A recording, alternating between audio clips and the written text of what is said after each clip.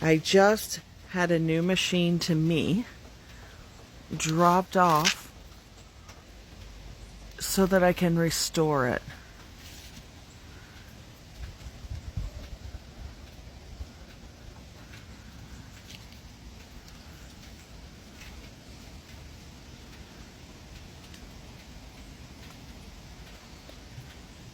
It came with the bobbins.